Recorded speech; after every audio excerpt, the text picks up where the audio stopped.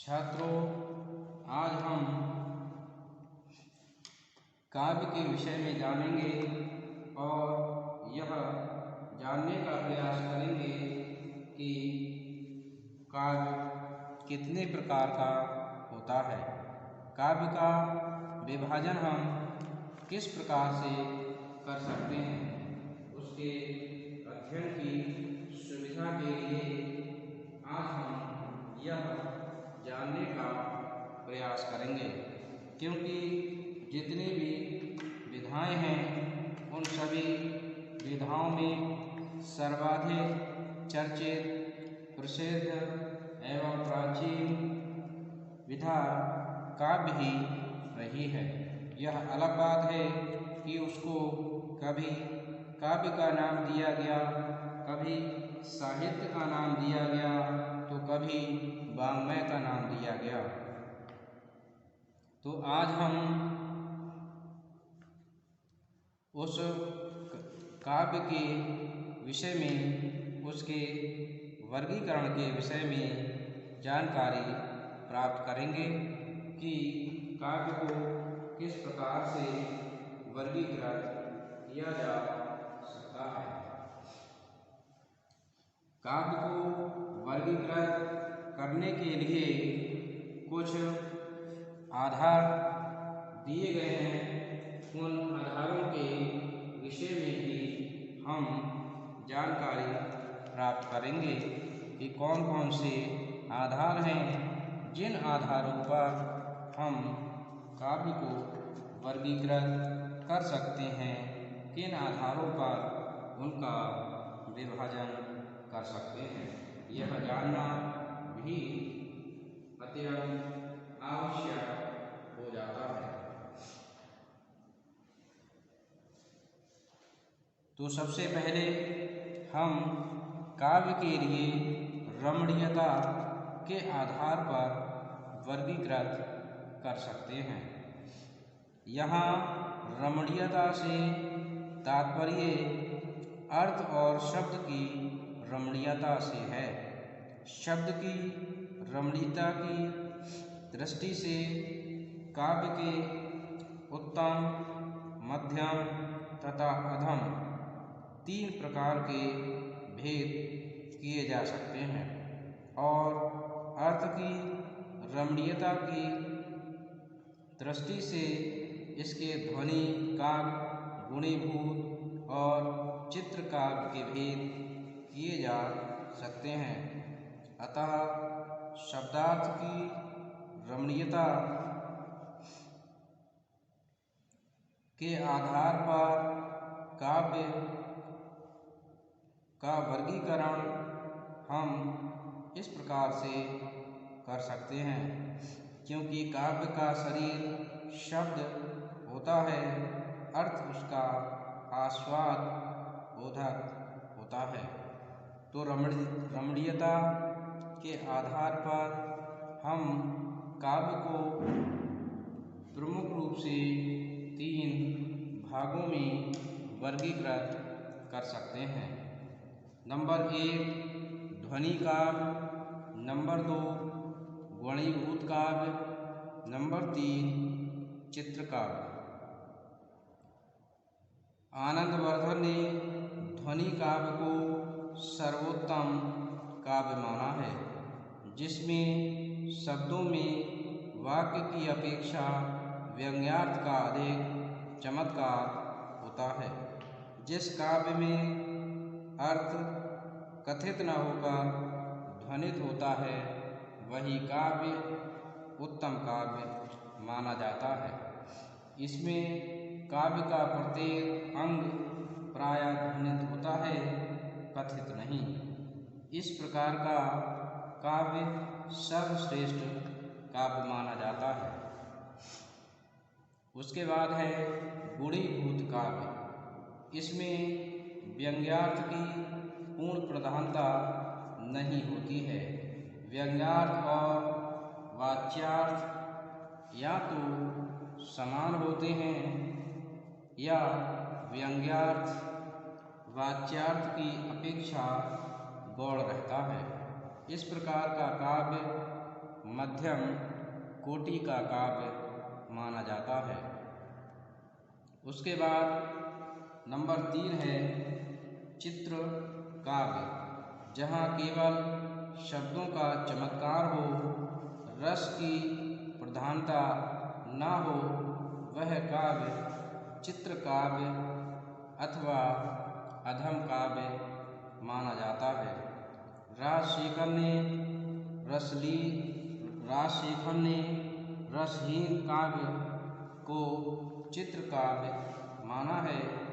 चाहे कितना ही सुंदर क्यों ना हो, यदि शब्द चमत्कार मात्र है, रस नहीं, तो वह काव्य व्यर्थ काव्य माना गया है।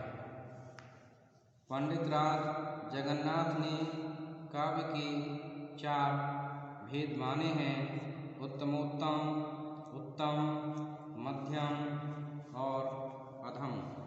तो इस प्रकार से रमणीयता के आधार पर काव्य 3 प्रकार के माने गए हैं। इसके बाद हम स्वरूप के आधार पर काव्य के विषय में जानेंगे। स्वरूप के आधार पर काव्य 2 वर्गों में विभाजित किया जा सकता है। नंबर 1 दृश्य काव्य, नंबर 2 श्रव्य काव्य। दृश्य काव्य जिस काव्य में वर्णनीय विषयों का अभिनय आदि किया जाता है और जिसका मंचन किया जाता है, जिसका अभिनय किया जाता है, उसका आँखों द्वारा आनंद लिया जाता है, ऐसे काव्य के लिए हम दृश्य काव्य कहते हैं। इस काव्य में यह विचारणीय है कि दृश्य काव्य पूर्ण रूप से दृश्य काव्य नहीं होते हुए सुनकर और पढ़कर भी आनंद लिया जाता है।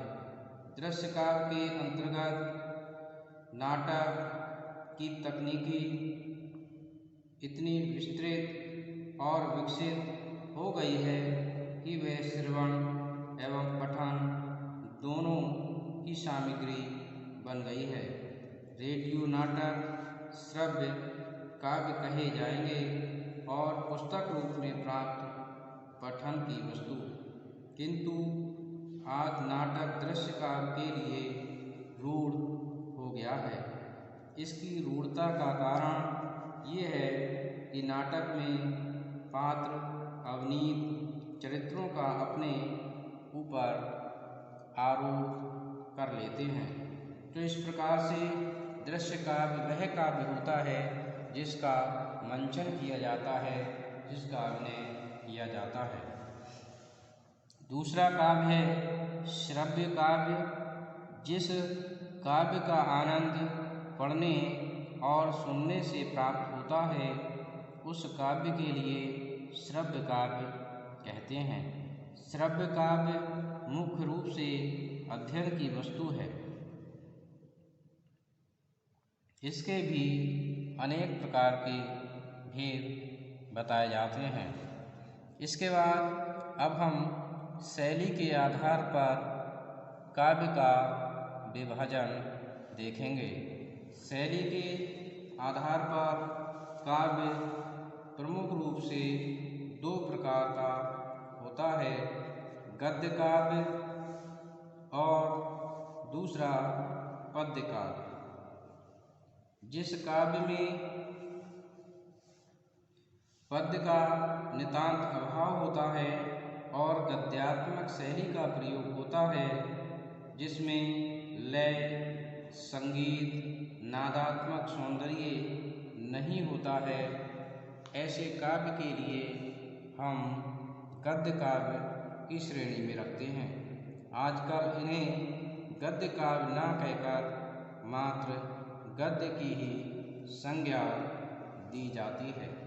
इस वर्ग के अंतर्गत कहानी, निबंध, उपन्यास, समालोचना, जीवनी, रेखाचित्र, संस्मरण आदि विभिन्न विधाओं को रखा जाता है। इसके बाद अब हम पद्य काव्य के विषय में जानेंगे। लय, संगीत, नाद, स्वर, अलंकार आदि से युक्त शब्दबद्ध काव्य को पद्यबद्ध काव्य कहते हैं। इसकी शैली लयात्मक होती है और छंद की योजना इसमें सर्वत्र विद्यमान रहती है। पद्य काव्य विशेष रूप से पाठक के लिए अपनी ओर आकर्षित करता है और सुनने में भी अच्छा लगता है। वंद के आधार पर यदि हम काव्य को देखें तो वंद के आधार पर भी काव्य दो प्रकार का होता है। नंबर 1 प्रबंध काव्य, नंबर 2 मुक्तक काव्य। प्रबंध काव्य वह काव्य होता है जिसमें किसी कथा का वर्णन किया जाता है। यह कथा जीवन के समग्र रूप को चित्रित करती है और उसमें एक क्रमबद्धता निश्चित होती है। उसमें घात प्रतिघात, आरोह अवरोह सभी कुछ उसमें विद्यमान होता है। प्रबंध काव्य दो प्रकार का होता है, महाकाव्य और खंड काव्य। महाकाव्य में जीवन का समग्र चित्रण किया जाता है, जबकि खंड काव्य में जीवन के किसी विशेष खंड का चित्रण किया जाता है। इसी प्रकार से मुक्तक काव्य की बात करें तो यह मुक्तक काव्य एकदम मुक्त होता है। उसका संबंध पुराने छंदों से या अगले छंदों से कोई सरोकार नहीं होता। उसका प्रत्येक छंद अपने आप में पूर्ण होता है।